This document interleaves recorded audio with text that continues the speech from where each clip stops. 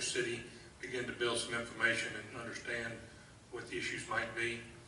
If we have a problem in a particular neighborhood which cropped up over in Colony Park a year or so ago, we have plenty of ordinances on the books that can be enforced to deal with noise and curfews and anything that's unlawful. You know, let's don't knee-jerk and go regulate a whole industry because we've got isolated problems. Let's monitor it. If we see those problems creeping across the community, or we've got problems with the same owner, then we may have to deal with those in a different way. But initially, I think we just need to enforce the rules and regulations we have now and not over-regulate a business that's helping restore, in many cases, dilapidated homes in our neighborhood. Thank you, Mr. Mafrick.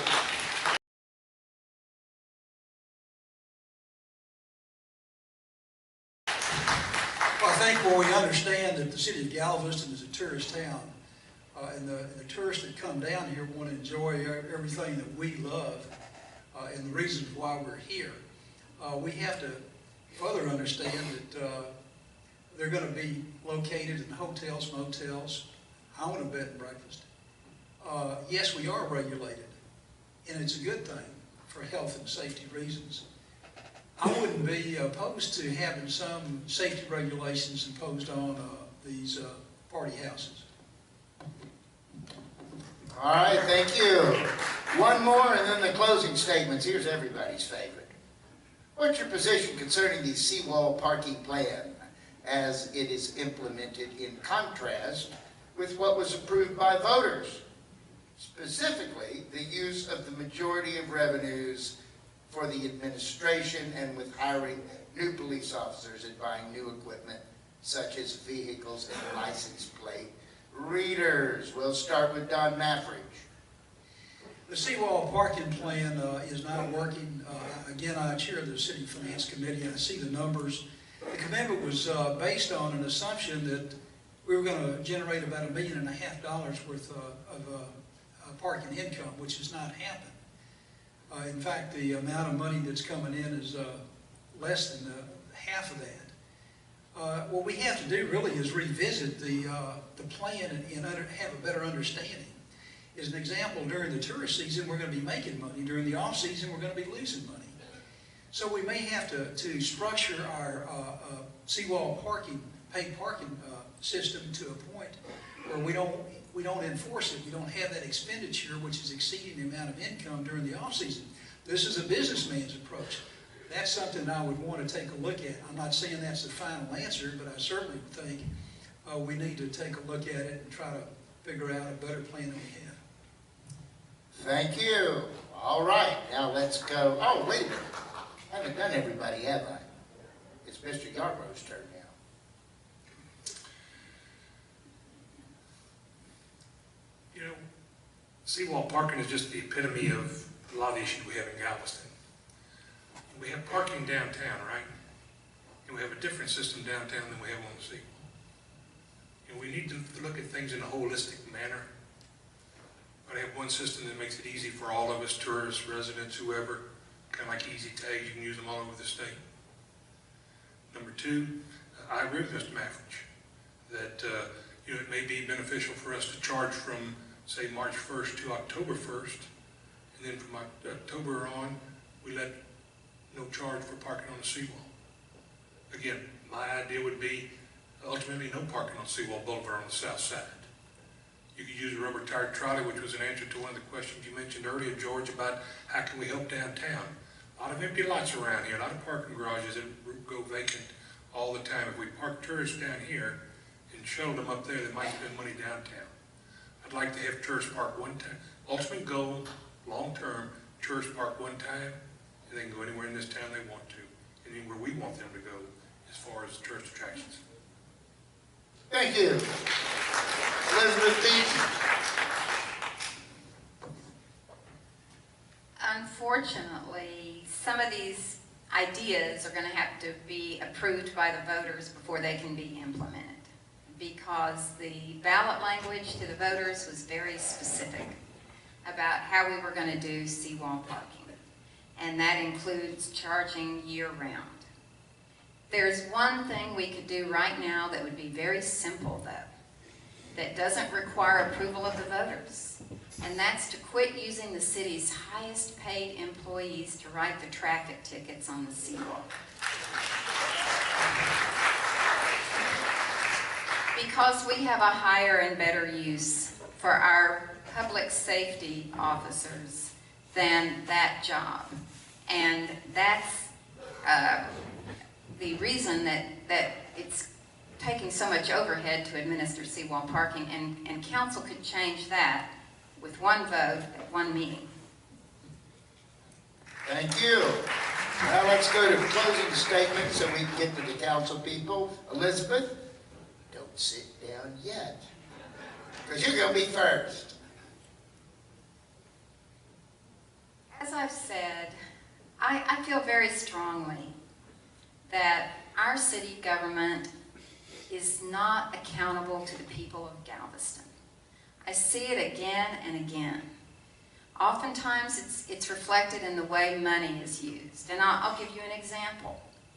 This year, the compensation package proposed at City Hall was almost $2 million. And it was proposed as a package that would be $2 million this year and recur every year.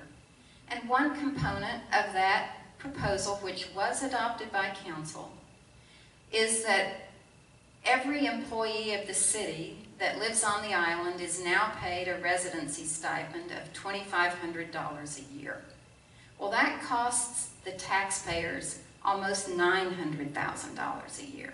So that's money that they're being asked to pay out of their taxes to pay someone else to live here, rather than having the funds reinvested in their neighborhoods and in our business corridors.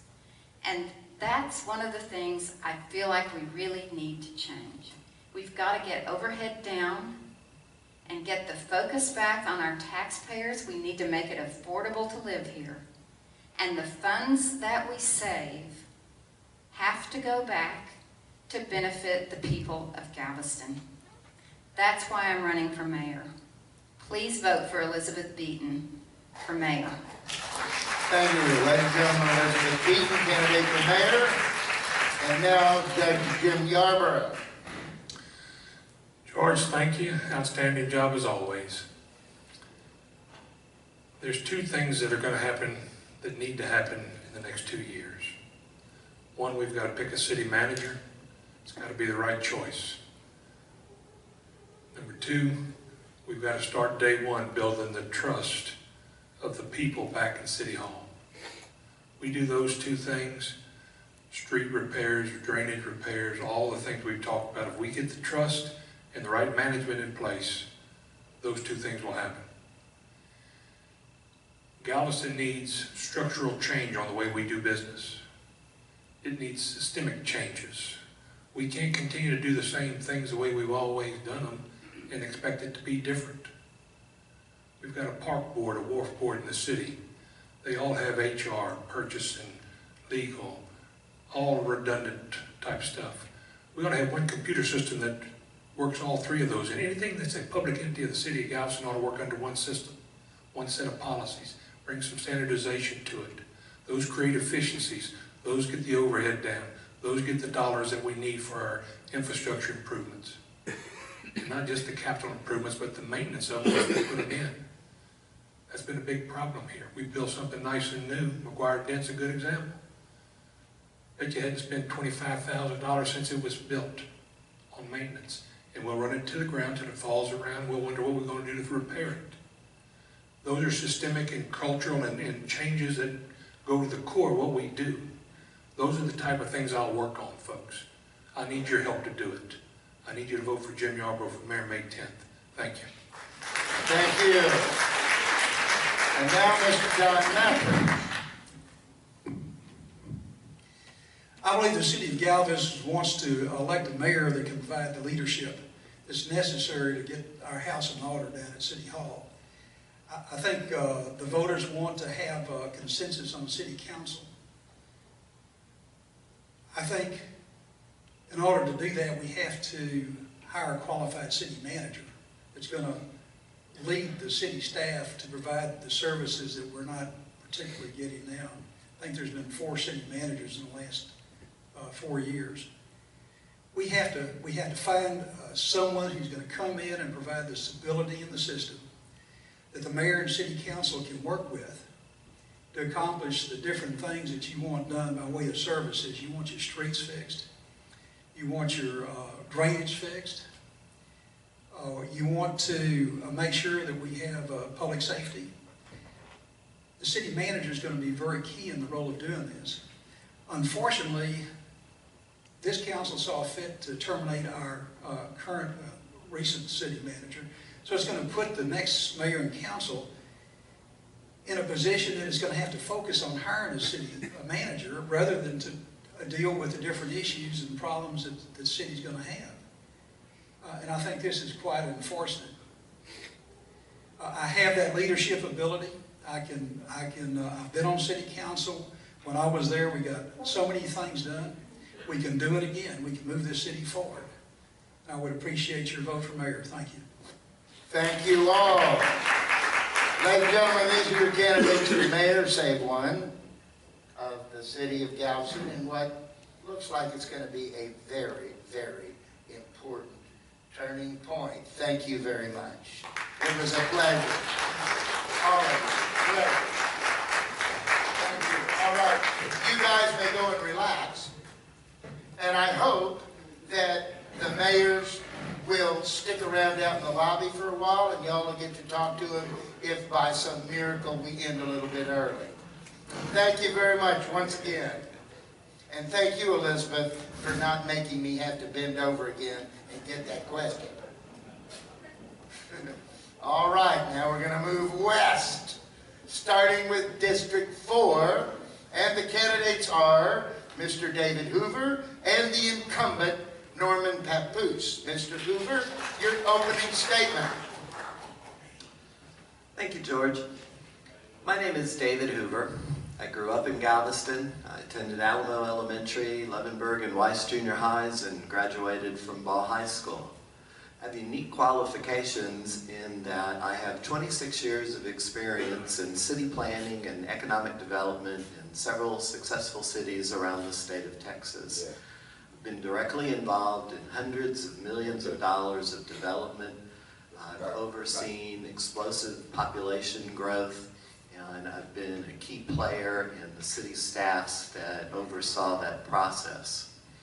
One of the key ingredients that is common in each of those communities is the ability of city councils to work together as a team, looking forward to goals and objectives in a common format. And those types of activities won't occur, the growth, the economic development, and so forth, if that process isn't carried forth. You have to work together as a team. And I believe that I have the experience to make that happen. I thank you for being here. Thank you for your support. And thank you for your time. Thank you. And now the incumbent Norman Papoose, opening statement. Good evening. My name is Norman Papoose. I'm the incumbent. I represent District 4, and I'm asking for your votes once again for the next 2 years. We have much left to do, and tonight I sat in back and listened with a lot of answers like you did from the previous candidates. And let me say this, I kept my word. This council was not dysfunctional and did not operate as a team because people lost their integrity. They forgot the way they campaigned, and they governed opposite to the way they spoke to you on this stage 2 years ago. 6 council people and 1 mayor will be chosen May 10th or maybe in the runoff. This campaign is about integrity. It's always about integrity with public officials. Are we going to be open to you? Are we going to have transparent government? Are we going to govern the way that we tell you we're going to govern? That's what's important. We have to work together, yes, but we can't hold a gun to each other's heads. We could have worked together very easy. Just handed over everything to the GLO. We could have wrapped Elizabeth Beaton up in duct tape and turned off Ms. Terrell Tarleton's mic. And then there would have been no dysfunction in council. But certain people decided early on that they were going to silence others and that they were going to get 4 votes, and that was all it took. This is about integrity. I am running to lead this city forward. I have what it takes, and I appreciate your vote. Thank you, Norman. I might interject at this point that I think what we're viewing here tonight, I mean, why are these people here? I think it's about leadership. And leadership ties in with what he was just saying. I'm sure the others will say too. It's a single vision, it's integrity, it's keeping your promises, and it's perseverance. And I think we hopefully will see that tonight and elect some leaders. Now, and by the way, thanks to the city of Galveston for letting you guys off a little early to be here tonight. I was a little worried because I was watching the meeting when I left to come up here, and y'all were still going. Now, David Hoover has a question for Norman Papoose. Okay, Norman, you're a good listener. This is kind of long, but here we go. You have acknowledged that you have not lived up to promises made. You have acknowledged that you have not fulfilled obligations made. You have stated that you have not been able to get things done because you have been on the short end of council votes, suggesting an inability to develop consensus or compromise. Why should someone believe things would be different? That is a great question from somebody who reads the Daily News who got my quote wrong. And David, I'd have to say you have to come to council, you have to be involved if you want to know what's going on, because that's not what I said. I said I kept my word. I said I fought my guts out for every single promise I made, and sometimes I came up short because other people didn't. I never lost or wavered my confidence in myself, and I never lost the confidence of my district because I kept my word. I don't need the rest of the 30 seconds. Thank you. Thank you. And now this was Norman Papoose' question to Mr. Hoover. You filed to make a change in representation for District 4. What specific votes did Councilman Papoose cast that you disagreed with, and why?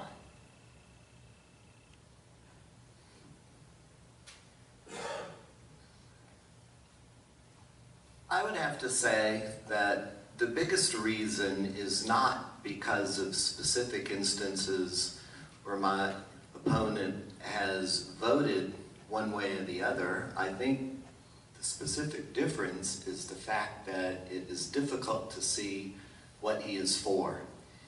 Most of the discussions and most of the votes that do come up are based on things that people, including my opponent, are against and don't favor, as opposed to what they would like to see is a long-term vision or a future for the community.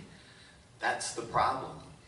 It's very easy to be against things. It's very easy to blame other people. It's a lot more difficult to come up with solutions and suggestions and ability to move forward. Thank you very much. All right, this one kind of ties in with those. This is about charter amendments. Will you support staggered council terms, or will you support 4-year terms? Yes, Norman. I support staggered terms, and actually I'm the person who got legal moving on staggered terms. I don't know about 4-year terms. To be truthful, 4 years is a long time for a volunteer position all at one shot. And there are some people I know who might get through this and have hesitation. It's a long time. I do support the current form of government, and if we're going to change, if the citizens decide to make a change to a strong mayoral form of government, I'll go with it. But I would say that you would have to tie that with staggered terms because you need some continuity in government. Thank you. David Hoover. I mentioned before I'd worked for several successful cities around the state. All of them have staggered terms. It's very difficult to develop not only any continuity, but any type of a meaningful movement forward. It's one of the reasons why I believe we have difficulties here with infrastructure improvements. It's why we have difficulties with demolition of the derelict buildings and all of the other issues that people talk about constantly. You know, why can't we do